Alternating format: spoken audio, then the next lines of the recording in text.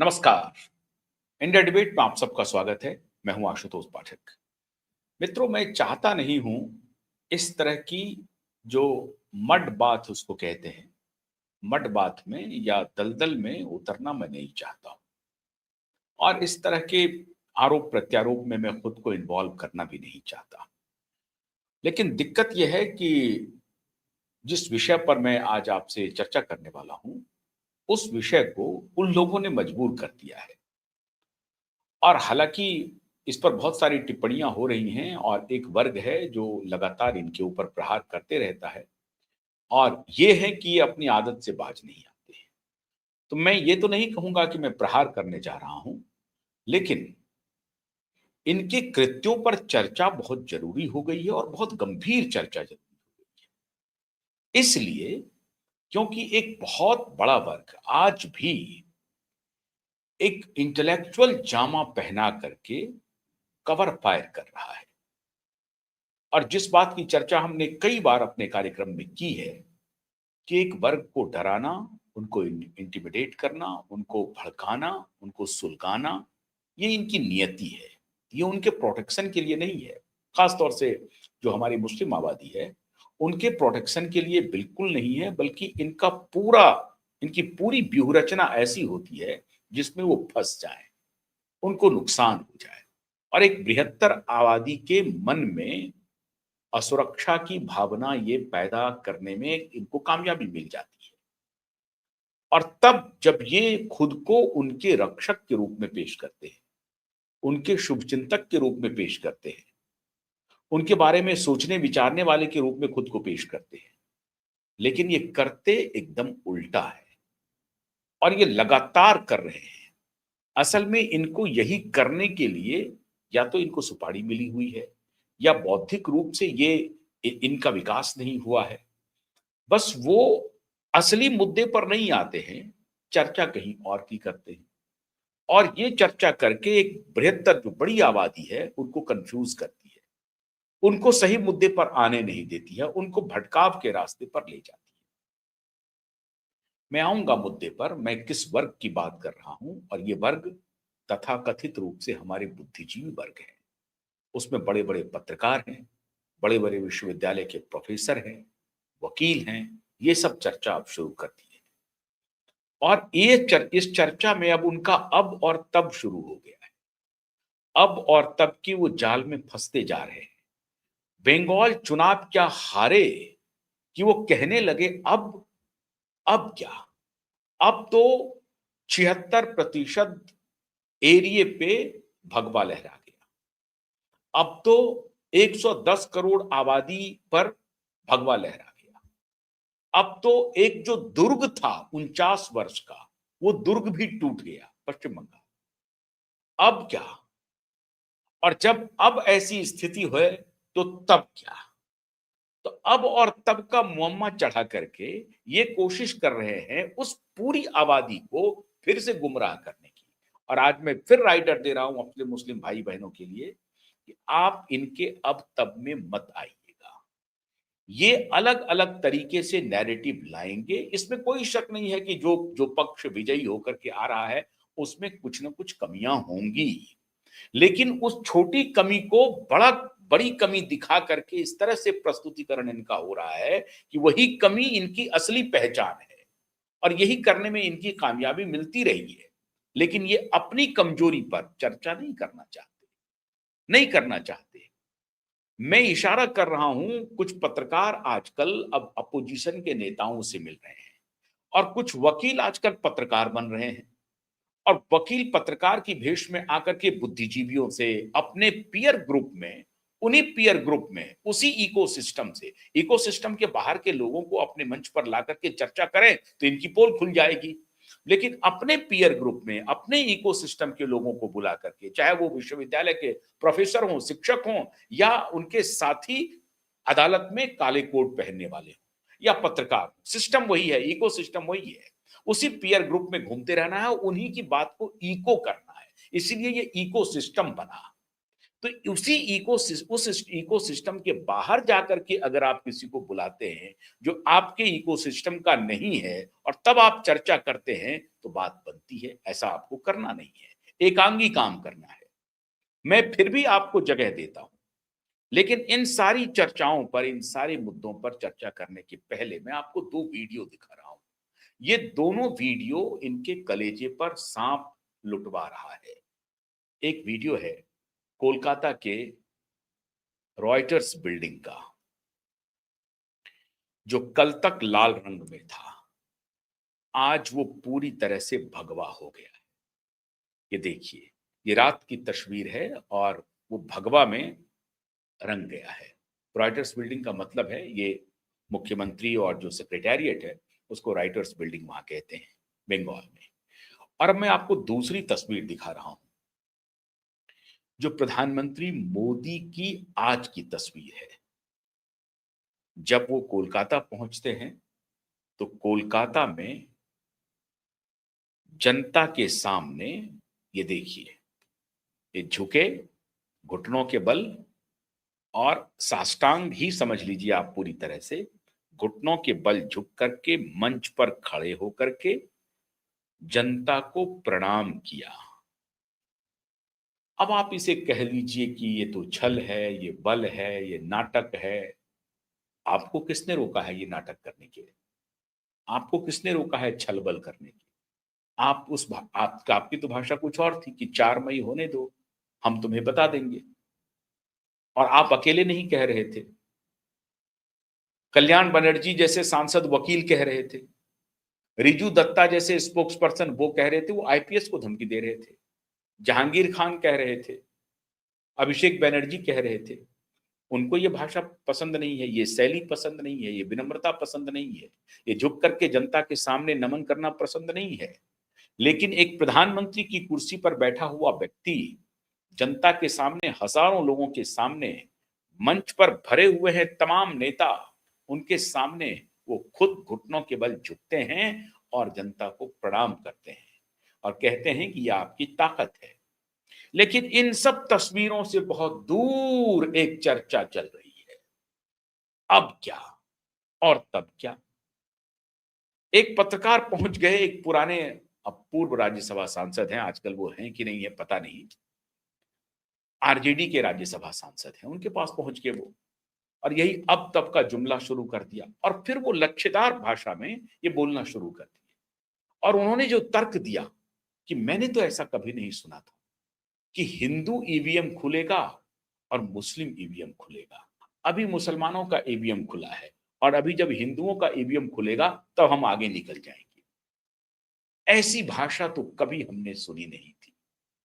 और इसका जिक्र करते हुए वो तोहमत लगा रहे थे शुभेंदु अधिकारी के ऊपर, आरोप लगा रहे थे, इतना डिविजिव पॉलिटिक्स। और मैं हैरान हूं मित्रों, दुख तब होता है, मैंने कहा ना कि मैं चाहता नहीं था इस दलदल में उतरना, लेकिन मैं उतरना पड़ा मुझे। मैं हैरान हूं, वो व्यक्ति ये भाषा बोल रहे हैं, जो व्यक्ति एम वाई समीकरण हमने तो नहीं सुना था। ये कोई केमिस्ट्री का फॉर्मूला तो नहीं है, ये कोई फिजिक्स का फॉर्मूला नहीं है।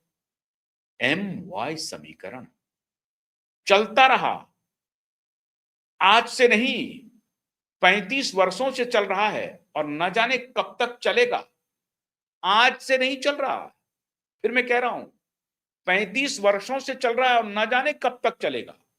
एम वाई समीकरण खुलेआम, खुल्लम खुल्ला, अगड़ा पिछड़ा, खुल्लम खुल्ला, अगड़ा पिछड़ा, पिछड़ा अति पिछड़ा, खुल्लम खुल्ला, खुल्लम खुल्ला।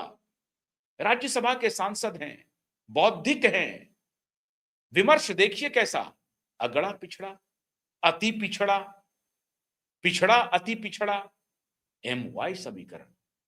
ऐसे समीकरण वाले प्रोफेसर साहब विश्वविद्यालय के बैठ करके अब तक वाले जुमले वाले पत्रकार को कह रहे हैं कि हिंदू ईवीएम और मुस्लिम ईवीएम, उनसे कहा गया कि आप पीछे चल रहे हैं, तो उनका सीधा कहना था कि हाँ, मुस्लिम इलाकों का जो ईवीएम है वहां से वो खुला है, वहां पर हमें समर्थन कम मिलेगा, जाहिर है हमारे विरोध में है वो, तो हमको अभी इंतजार करते हैं दूसरा ईवीएम खुलेगा।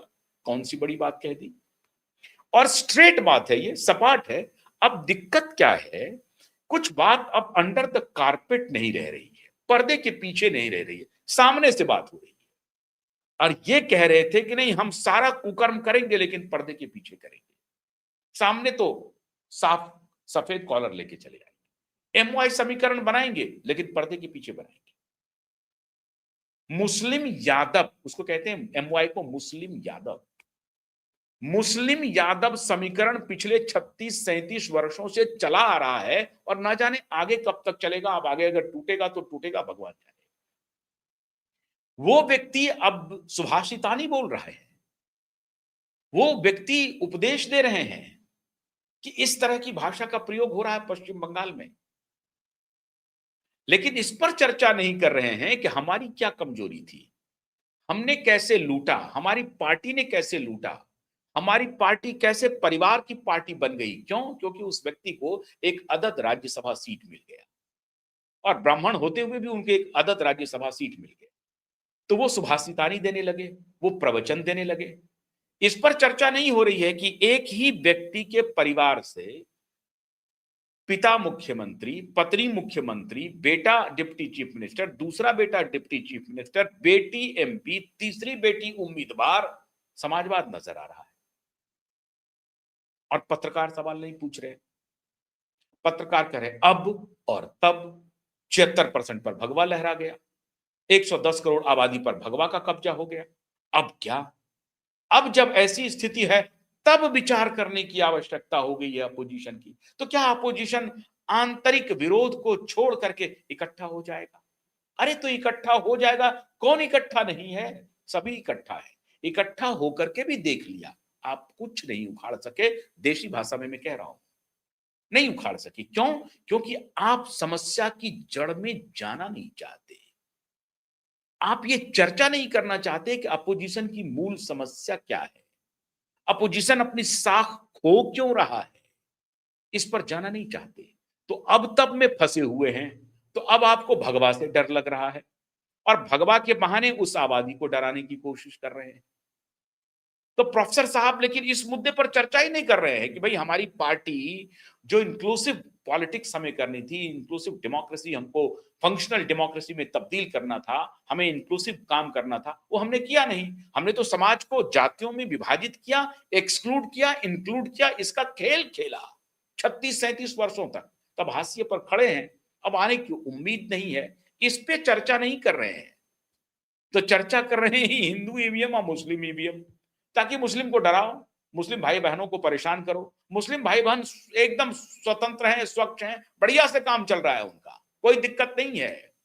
उन कट्टरपंथियों के लिए हैं, उन गुंडों के लिए हैं जो ऐसे प्रोफेसर के एजेंडे पर चल करके समाज में विश्वमन करते हैं। ऐसे तथाकथित प्रोफेसर और तथाकथित पत्रकारों के बहकावे में आ जाते हैं और अब तब के उलझन में पड़ जाते हैं। दूसरा एक और अब तब आ रहा है, आजकल वकील साहब बन गए हैं पत्रकार, और उन्होंने विश्वविद्यालय के प्रोफेसरों को आमंत्रित कर दिया, वही पीयर ग्रुप। और एक इतिहासज्ञ हैं, एक हिंदी के साहित्यकार हैं, कबीर वबीर की बात करते रहते हैं, लेकिन नफरत करते हैं वो संघ के विचारों से, नफरत। और जब वकील साहब उनको कहते हैं कि नहीं नफरत थोड़ा ये हो गया, विरोध करिए, बोला हाँ हाँ हाँ ठीक है, मैं करेक्ट कर लेता हूँ, मैं वापस कर लेता हूँ, नफरत नहीं करना चाहिए। वो कह रहे हैं कि हिंदुत्व उनका एजेंडा है, आप उससे सहमत हों असहमत हों, लेकिन वो 2016, 2020, 2024 में नहीं जीते हैं, वो अपने एजेंडे के प्रति जीते हैं। उनका एक पर्सपेक्टिव है, प्रोफेसर साहब सही कह रहे हैं कि उनका एक पर्सपेक्टिव है, और पर्सपेक्टिव है सांस्कृतिक जागरण का, सांस्कृतिक राष्ट्रवाद का। अब उसमें कह रहे हैं कि उस पर डिबेट हो सकती है, लेकिन उस डिबेट में जाना चाहते हैं, लेकिन उसके मूल में नहीं जाना चाहते हैं कि आखिर क्या बात है कि 110 करोड़ आबादी, अगर वो इन प्रोफेसर साहब की शब्दों में नफरत करने वाली विचारधारा है, तो 110 करोड़ की आबादी उसके पीछे खड़ी क्यों हो रही है? इस पर चर्चा नहीं कर रहे हैं विद्वान वकील के साथ बैठ करके, जो पत्रकार की भूमिका में करना चाहिए इस पर चर्चा कि आखिर क्या बात है कि 110 करोड़ की आबादी बहकावे में आ रही है। अगर बहकावे में आ जाएगी तो इतने लंबे समय तक बहकावे में रहेगी। 100 वर्ष हो गए हैं संघ को। 101वां वर्ष पूरा किया 2025 में, 1925 से लेकर आज तक में। और जिस विचारधारा, जिस पीयर ग्रुप के ये सज्जन बैठे हैं वहां पर, जिसकी जिसकी एक प्रकार से प्रतिनिधित्व करते हैं ये दोनों प्रोफेसर महोदय, और एक तीसरी लेखिका है, वो तो और आगे बढ़ गई है। वो तो और आगे बढ़ गई। वो तो खैर उसी बिरादरी से आती हैं जिनको ये घुट्टी पिला दिया गया है। तो ये दोनों प्रोफेसर मिलकर के ये कहने में लगे हुए हैं कि ये देखिए, ये जो है ये उनका एक पर्सपेक्टिव है। पर्सपेक्टिव आपका भी था। 1925 में आपकी भी स्थापना हुई थी। आज डिसिमेट हो गए। आपके पर्सपेक्टिव को क्या हुआ? आप क्यों नहीं अपने पर्सपेक्टिव को 76% पर लागू कर सके? आप क्यों नहीं अपने पर्सपेक्टिव को 110 करोड़ की आबादी पर लागू कर सके? किसने रोका था आपको? आप तो कोई ब्लड बाथ नहीं कर रहे थे, आप कर रहे थे। क्यों? आपके पर्सपेक्टिव में खोट है। Power comes with the barrel of gun. और आप चाहते हैं कि 110 करोड़ आपकी बात को मान ले। आप चाहते हैं कि 76% आबादी आपकी बात को मान ले। पर्सपेक्टिव तो है दोनों का ना। एक कह रहा है सांस्कृतिक राष्ट्रवाद और एक कह रहा है पावर कल कम्स बाय और with the barrel of gun. सत्ता जो है वो बंदूक की दुनाली से आती है। यह आपका पर्सपेक्टिव है। And you think that people should avoid your perspective, follow your perspective. How come professor साहब? तो इस पर तो चर्चा करिए। और अब तक वाले पत्रकार इस पर चर्चा नहीं कर रहे हैं। मैं फिर कह रहा हूं कि मैं नहीं आना चाहता था, इस दलदल में उतरना नहीं चाहता था, लेकिन इन्होंने मजबूर कर दिया। और तब मुझे लगा कि नहीं, इनको काउंटर करना चाहिए और कैमरे पर करना चाहिए। और तब मैं ये काउंटर कर रहा हूं। ये अभी कह रहे हैं कि उनका पर्सपेक्टिव है वकील साहब के सामने, तो उनके पर्सपेक्टिव को जनता ने 100 वर्षों में स्वीकार किया। और आप खुद कह रहे हैं 76%, एक पत्रकार कह रहे हैं 76% ने स्वीकार कर लिया, क्योंकि भगवा लहरा गया 76% पे। तो आप भी 1925 में यात्रा शुरू किए थे। आप जो एक बचा खुचा स्टेट था उसको भी गवा दिया इस बार। एग्जैक्ट 100 साल के बाद खत्म हो गए, डेसिमेट हो गए पूरी तरह से। आपको खत्म किया किसने? सांस्कृतिक राष्ट्रवादियों ने, या आपने खुद को खत्म किया? अब आप कह रहे हैं कि इंस्टीट्यूशन पर कब्जा हो रहा है। अरे प्रोफेसर साहब, इंस्टीट्यूशन पर कब्जे की बात क्या कह रहे हैं आप? कैसे आपके मुखारबिंद से निकल रहा है? आपको अगर चर्चा करनी चाहिए थी तो आपको चर्चा करनी चाहिए थी बहरूल इस्लाम की। करते चर्चा और इस वकील साहब को पूछते कि श्रीमान बहरूल इस्लाम कौन थे? कौन थे बहरूल इस्लाम? वकील साहब और प्रोफेसर साहब पूछे बहरूल इस्लाम कौन थे? वो बहरूल इस्लाम जो हाई कोर्ट में जज रह करके रिटायर कर गए। रिटायरमेंट के बाद उनको सुप्रीम कोर्ट का जज बना दिया। उसके पहले हाई कोर्ट के जज के पहले वो राज्यसभा के सांसद थे। वहां से उठा करके हाई कोर्ट का जज बना दिया। हाई कोर्ट के जज बनते हुए वो रिटायर कर गए। रिटायरमेंट के बाद उसको सुप्रीम कोर्ट का जज बना दिया। 14, 15 या 1 महीने के लिए वो सुप्रीम कोर्ट के जज बने। और बिहार के निवर्तमान मुख्यमंत्री, जो अब इस दुनिया में नहीं है, जगन्नाथ मिश्रा के समर्थन में एक वर्डिक्ट दिया। वर्डिक्ट देने के बाद इस्तीफा दिया और फिर वो लोग राज्यसभा पहुंच गए, लोकसभा पहुंच गए, फिर सांसद बन गए। बहरूल इस्लाम। अब बताइए इंस्टीट्यूशन को किसने तोड़ा? अब चलिए, इमरजेंसी की बात मैं करना नहीं चाहता, मैं नहीं करना चाहता हूं इमरजेंसी की बात। वकील साहब को याद होगा, अभी वकील साहब के पीयर ग्रुप के थे वो व्यक्ति, तथा कथित रूप से इनके लेफ्ट इकोसिस्टम के थे, चंद्रचूड़ साहब, जो अपने ही पिता के 5 जज बेंच के वर्डिक्ट को 7 बेंच जज ने, लार्जर बेंच ने कहा कि वो गलत था। क्या गलत था? Right to come to right to get the justice. Jabalpur court बनाम, जबलपुर डीएम बनाम कोर्ट का मामला है ना आपके संज्ञान में? स्टेट ऑफ इंडिया है ना, या नहीं है? कहा कि right to get the justice, emergency लगी हुई है, you do not have power to get the justice. आपके न्याय पाने के अधिकार को सीज कर लिया गया है। प्रोफेसर साहब बैठ करके दलील दे रहे हैं वकील के साथ। इंस्टीट्यूशन डिस्ट्रॉय हो रहा है, इंस्टीट्यूशन खत्म हो रहा है। उसी इंस्टीट्यूशन से 5 राज्यों में चुनाव हो रहे हैं, आरोप नहीं लगा रहे। अच्छा, ये प्रोफेसर साहब देखिए जुगाली कैसे कर रहे हैं। तर्क देखिए कैसे गुमराह करते हैं, कैसे इंटेलेक्चुअल डिसऑनेस्टी है इनकी। एक वोट से तमिलनाडु में एक हार जीत हुई है और एक वोट से इसके पहले भी हार जीत हुई है, एक वोट से सरकार भी गिरी है। एक वोट का ये सिग्निफिकेंस बता रहे हैं और उस सिग्निफिकेंस को 27 लाख वोट जो अभी सस्पेंड है पश्चिम बंगाल में उससे कोरिलेट कर रहे हैं। लेकिन एट द सेम टाइम ये नहीं कह रहे हैं कि 91 लाख वोट कटे हैं एसआईआर शुद्धिकरण में। अगर ये 91 लाख वोट रह जाते तो क्या होता? 27 लाख आपकी बात जायज है, मैं मानता हूं सुप्रीम कोर्ट को कहना चाहिए कि नहीं 27 लाख व्यक्तियों की जब तक फाइनल नहीं हो जाती है आप थोड़े दिन तक सस्पेंड रखिए। मैं आपके इस आर्गुमेंट से जायज, इसको कहते हैं ऑनेस्ट ऑनेस्ट आर्गुमेंट करना। If you really think for functional democracy then आपको ऐसा बोलना चाहिए and we believe in functional democracy. Therefore I am saying कि मैं मानता हूं कि 27 लाख वोट जो है उनको भी करेक्ट करके कर देना चाहिए। लेकिन at the same time 91 lakh जो वोट कटे जिसके लिए स्वयं ममता बनर्जी खड़ी हो गई सुप्रीम कोर्ट में आकर के दलील देने लगी कि एसआईआर की प्रक्रिया को रोक दीजिए। अगर एसआईआर की प्रक्रिया रुक गई होती तो ये 51 लाख वोटर काम कर रहे होते, फिर क्या स्थिति होती? ये इंटेलेक्चुअल प्रोफेसर नहीं बोल रहे, चुप है। इंटेलेक्चुअल डिसऑनेस्टी इसको कहते हैं। ये वोट की महत्ता बताते हुए कि देखिए एक वोट से एक व्यक्ति तमिलनाडु में चुनाव हार गया है, वो एमएलए नहीं बन पाया, तो एक वोट कितना महत्वपूर्ण है डेमोक्रेसी में। तो कॉन्स्टिट्यूशनल ये बहुत बड़ा राइट है आपके पास, बिल्कुल राइट है, और उसमें 27 लाख को आपने डिवाइड कर दिया है। ये नहीं होना चाहिए। मैं आपकी इस पूरे तर्क से सहमत हूं और आपके इस तर्क के साथ में भारतीय जनता पार्टी की भी आलोचना करता हूं। लेकिन जरा यह तो सोचिए कि क्या वो 27 लाख अकेले ममता बनर्जी की थी? आप ऐसा क्यों मान रहे हैं? वो हो सकता है कि बीजेपी का भी हो, वो हो सकता है कि कांग्रेस का भी हो, वो हो सकता है लेफ्ट का भी हो। आप ये तर्क नहीं दे रहे हैं। आप इंटेलेक्चुअल कैसे डिसऑनेस्ट हैं ये स्पष्ट हो रहा है। क्या आप जनता को कैसे गुमराह कर रहे हैं, आप कैसे अफीम खिला रहे हैं, अफीम उनके मस्तिष्क में डाल रहे हैं और एक बड़ी आबादी के मस्तिष्क में अफीम डाल रहे हैं कि देखिए वहां पर हैक हुआ है, वोट को हैक किया गया। राहुल गांधी के कैकोफनी को तैयार कर रहे हैं कि नहीं चोरी हुआ चोरी हुआ चोरी हुआ।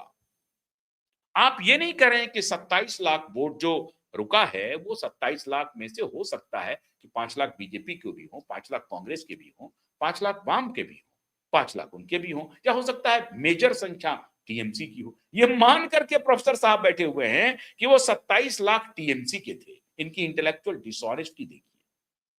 दूसरी प्रोफेसर मोहतरमा कहती हैं जो कुछ भी पश्चिम बंगाल में हुआ वो तो इलेक्शन का उसको नाम नहीं दिया जा सकता। मैं इनके बारे में क्या कहूं, मैं कुछ कह नहीं सकता। इतिहास की अध्यापिका रही हैं, प्राध्यापिका रही हैं, माने हैं विश्वविद्यालय में, और मैं इनको बड़ी करीब से जानता हूं। मैं इन पर कोई टिप्पणी नहीं करूंगा। आप जानते हैं इनको खूब बढ़िया से, ये कितनी बड़ी इतिहासवेत्ता है। ये सब शामिल थी राम मंदिर के पिटीशन में, 40 लोग गए थे और उसमें इनकी जो आका थी श्रीमती थापर, सुश्री, उन्होंने शादी तो नहीं की थी, सुश्री थापर, तो थापर भी थी। थापर को भी अदालत ने पूछा था आर यू हिस्टोरियन और archaeologist? She said I am not archaeologist. तो सुप्रीम कोर्ट ने कहा कि आपकी कोई आवश्यकता नहीं है, यू आर हिस्टोरियन। हिस्टोरियन की तो आवश्यकता नहीं है, यहां तो आर्कियोलॉजिकल साक्ष्य चाहिए हमें। भाग गई हुई। अरे सोशियोलॉजिस्ट पहुंच गई थी वहां पर राम मंदिर के मुद्दे पर, सोशियोलॉजिस्ट जिनका कोई लेना देना नहीं, बस इकोसिस्टम को खड़ा करना है, उस इको चैम्बर को स्ट्रांग बनाए रखना है। सोशियोलॉजिस्ट नंदिता दास, कोई इकोनॉमिस्ट, ये पहुंच गई थी उस 40 में। और हर्ष मंदर, ये मंदिर वो मंदिर, सब तो बाकी लोग तो जो जितने थे तो थे, लेकिन 40 लोगों में सोशियोलॉजिस्ट, हिस्टोरियन, आर्कियोलॉजिस्ट कोई नहीं।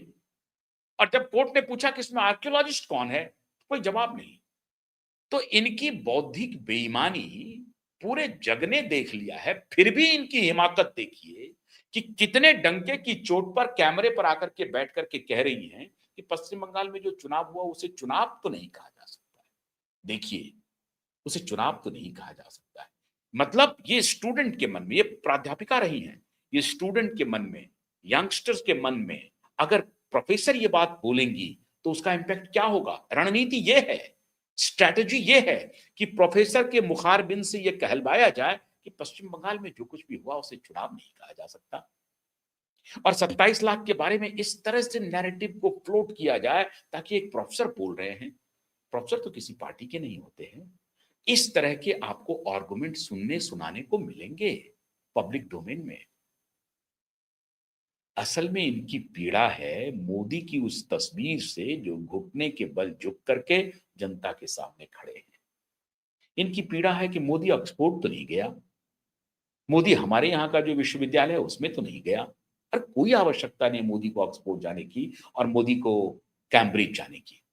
एप्स्टीन फाइल में अगर है नाम तो आने दीजिए ना, आएगा।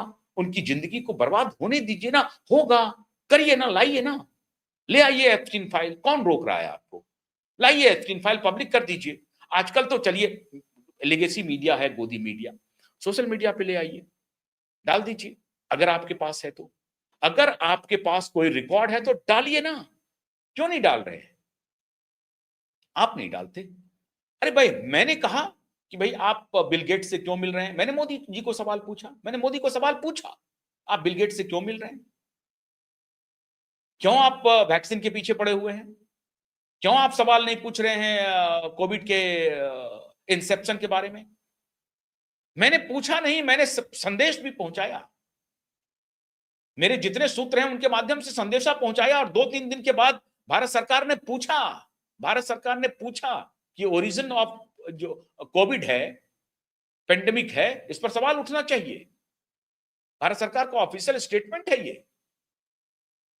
तो मैं तो पूछता हूं सवाल, आपको पूछना नहीं है। क्यों? आपको एजेंडा चलाना है। हमें तो कोई मोदी से कोई न बैर है, ना ही दोस्ती है, कुछ नहीं है। जहां मुझे सवाल लगता है पूछना चाहिए, ईमानदारी से पूछता हूं। आपको पूछना नहीं है, आपको एजेंडा चलाना है। अब तब वाले पत्रकार इसीलिए फंस रहे हैं, उनको अपने अंदर जो दाग है वो दिखाई नहीं पड़ रहे, दूसरे के दाग में उनको लग रहा है कि उसकी चर्चा शुरू कर दो। अब क्या? अब तो सब कुछ लुट गया जी। अब तो 76% पे आ गया जी। जो एक दुर्ग था बंगाल का, वो लुट गया। अब क्या? अब क्या? तमिलनाडु में हमने सोचा था कि हम बचेंगे, लेकिन तमिलनाडु में कोई और लेके चला गया। अब क्या? तो एक समय एक जगह एक प्रोफेसर साहब कह रहे हैं कि नहीं, हमारे पास जो है वो विजन की कमी है, वो थोड़ा कह रहे हैं। तो एक प्रोफेसर साहब है, हिंदी के जो प्रोफेसर, मैं नाम नहीं लूंगा, तो उन्होंने वो हिंदी के जो प्रोफेसर साहब हैं, हिंदी पढ़ाते हैं वो, तो वो कह रहे हैं कि नहीं, हम लोगों को इंक्लूसिव आइडिया के ऊपर चर्चा करनी चाहिए। ये नहीं चलेगा जिसकी जितनी हिस्सेदारी, भागीदारी, उसकी उतनी भागीदारी। कभी आप इस पे आते हैं, कभी अगड़ा पर आते हैं, कभी पिछड़ा पर आते हैं, कभी ओबीसी पर आते हैं, कभी इस पर आते हैं। ये नैरेटिव जो चल रहा है अपोजिशन का, वो किसी काम का नहीं है। चलिए कम से कम ये बात निकली तो सही। अरे अपनी कमजोरियों पर चर्चा कीजिए। परिवारवादी राजनीति इस देश को मजबूत विपक्ष नहीं दे सकता है। प्रोफेसर साहब समझ लीजिए, गड़बड़ी मोदी में नहीं है, गड़बड़ी संघ में नहीं है, गड़बड़ी आपके घोड़े में है। घोड़े की गड़बड़ी तलाशिए। उद्धव और उद्धव का बेटा, शरद पवार उनकी पुत्री, सोनिया गांधी, राहुल गांधी, प्रियंका गांधी, अखिलेश यादव का पूरा कुनबा, तेजस्वी यादव पूरा कुनबा, लालू यादव पूरा कुनबा, स्टालिन पूरा कुनबा, और अब तो केजरीवाल भी चला उसी राह पर। और आप कह रहे हैं कि इस अपोजिशन को जनता का समर्थन मिल जाना चाहिए। आप, और अगर इस अपोजिशन को जनता का समर्थन मिल रहा है तो मान के चलिए तब भारत की डेमोक्रेसी खतरे में है। तब भारत की डेमोक्रेसी निश्चित रूप से खतरे में आ जाएगी। अगर ऐसे लीडरों के ऊपर भारत की जनता ने भरोसा जता दिया तो डेमोक्रेसी खतरे में है।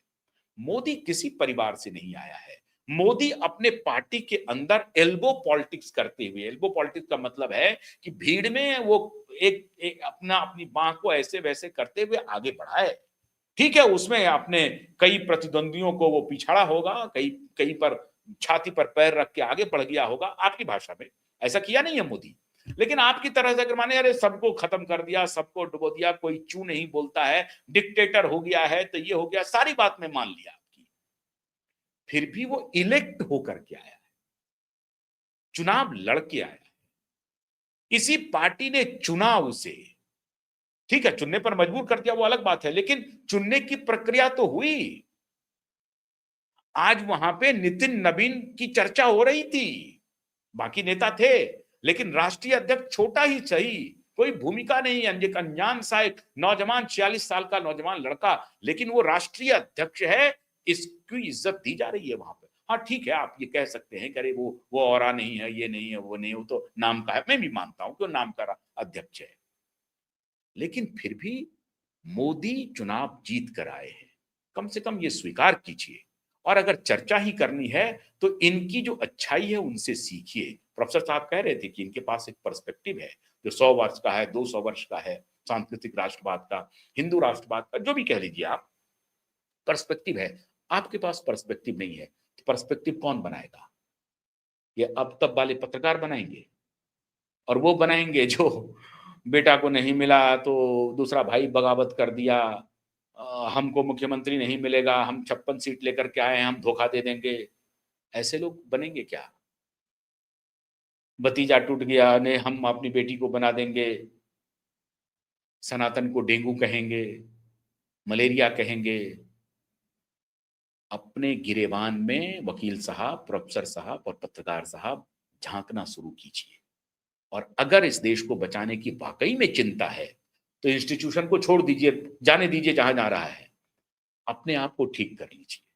अपोजिशन को बोलिए राहुल गांधी को आज हटा दे सीन से, हटा दीजिए तेजस्वी यादव को, उसकी पार्टी में नए नेता को आइए, फिर खड़ा होगा अपोजिशन को, जनता का समर्थन मिलना चाहिए, मिले। कांग्रेस इतनी बड़ी पार्टी है, परिवार पर क्यों केंद्रित है? हालांकि मैं कह रहा हूं कि राहुल गांधी इन सब में बेटर है, बेटर नेता है, फिर भी मैं कह रहा हूं, लेकिन चूंकि वो परिवार को रिप्रेजेंट कर रहे हैं, उनको पीछे होना चाहिए, बड़े को आगे करके करना चाहिए।